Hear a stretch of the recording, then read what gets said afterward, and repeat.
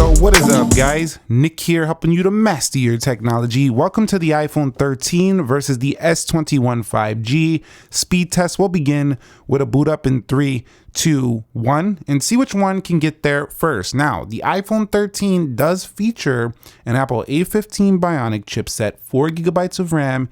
It's facing off against this Qualcomm Snapdragon 888 CPU, S21 with 8 gigs of RAM, One UI 4. We have iOS 15.1.1 on the left. I know we're on iOS 15 RC 15.2. We're about to be on 15.2, but not quite yet.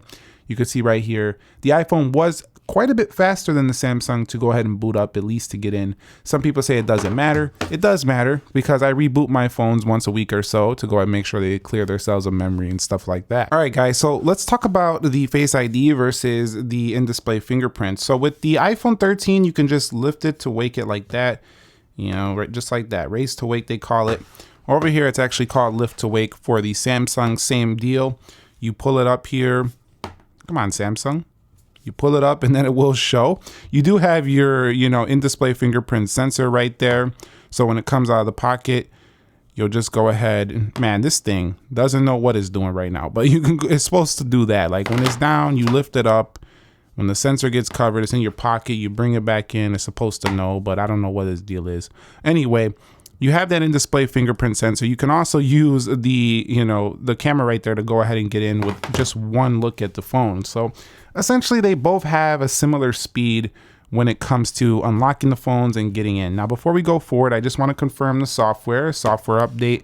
We're on the latest 15.1.1. We're probably going to see 15.2 this week, but the speed difference won't change with that. It still has the same hardware. And over here, if I go to the last update, you can see I did it on December 12th. This is One UI 4. It's a big update. This wasn't the first one. This was the second one where they patched some bugs. So keep that in mind. All right, so we're at the app portion of this video. Everything closed out for both. Let's go into Instagram. And you could see Instagram loaded up the notifications and refresh first there for the Samsung. We'll go here, then Apple said, shut up, Nick. You'll see right there, both pretty similar. Let's head up out of there and we'll go into Twitter. And you can see Twitter first there for the Samsung. Usually on Android, Twitter seems to be a hair quicker than on the iPhone. You could see right there, I clicked the wrong thing. But they are pretty similar once you're actually in the application. We'll go into eBay. You can see eBay there first on the Samsung. Let's click the same link right here. Apple said, see, sometimes when you're in the app, the Apple device is faster, but launching that app is faster on the Samsung. We'll go into Groupon. You'll see Groupon first there for the Samsung. We'll hit categories and you'll see if we go to goods, you'll see that Apple once again in the app loaded it faster. Let's head up out of there. We'll go into the weather. Some people are going to say it's the animations. You could just speed up the animations or slow them down on the Samsung. Seeing weather a little faster on Apple. We'll go into Amazon first there for Samsung. And then once we click in, Samsung faster there. Amazon pretty good on both platforms. Going to calculator. If you're wondering why my calculator is pink, it's because the color palette for my current wallpaper is a little bit pinkish. We'll go into the clock and you'll see right there. I think that might have been Samsung. Let me know down below. We'll go into Best Buy. You'll see Best Buy first there for the iPhone. If I go to product page, Samsung a little faster there. And then Apple a little. I mean, this is so minor. And what's impressive is that Samsung launched this phone way back early in the year.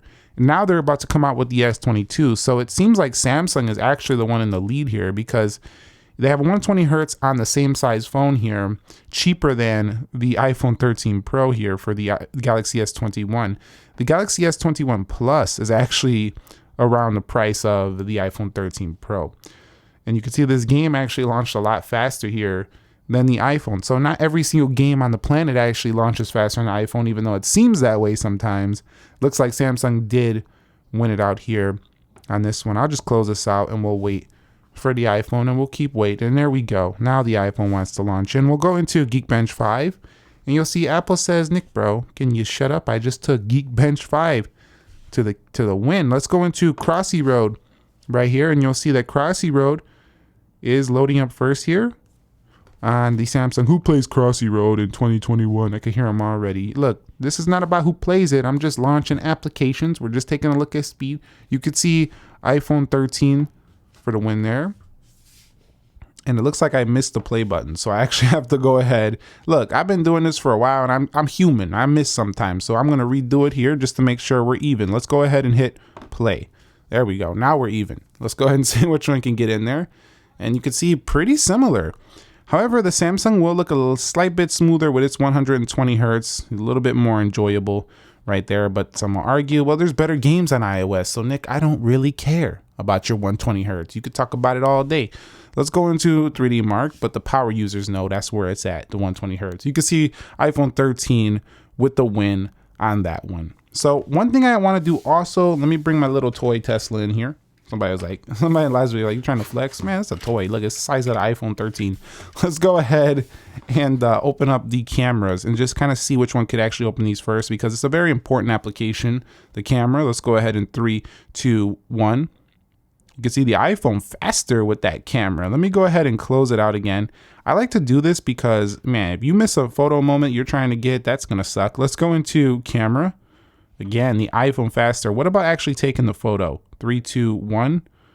3, 2, 1. So once you're in, you're not going to miss. Some people are going to say, but Nick, bro, you can just double click that home button and you're in on the Samsung. I know. You could also on the iPhone just go like this.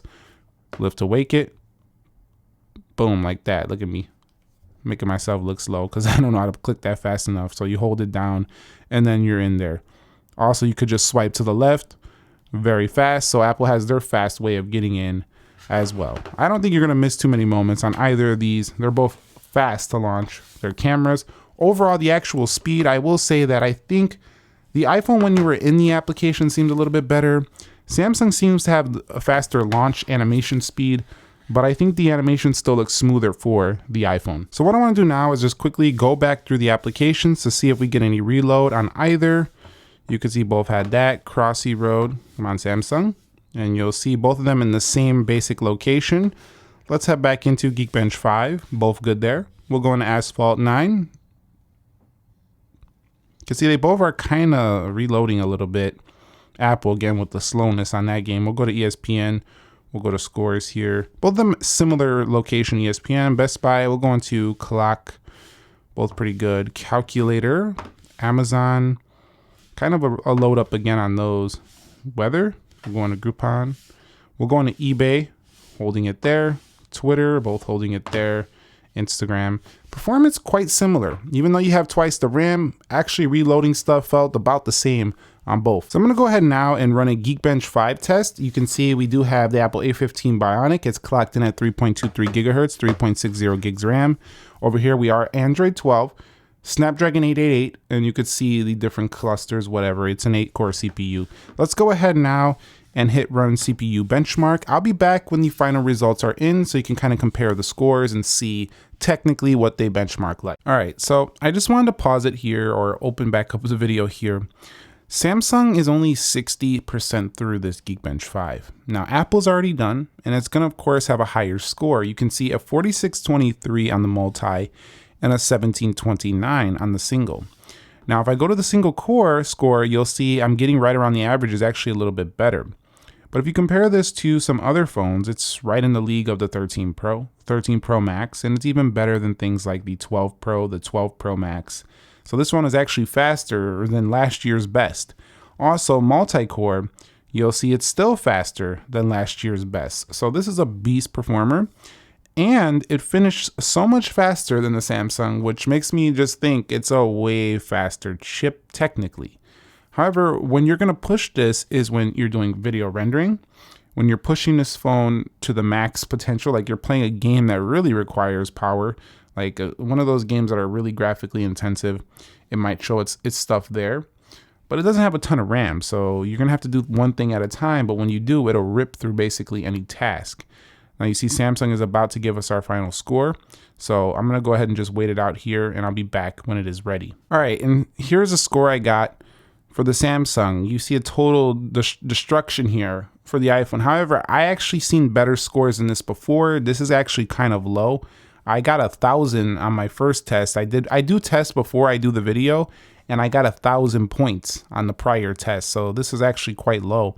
And on the multi-core, I've actually seen it averaging closer to, 2,900, 3,000, somewhere around there. So that's closer to the real score. But even if it got the actual score that it's supposed to get, this phone right here would still have lost easily to the iPhone 13. So from a technical standpoint, we have our winner. It's right there in the iPhone 13.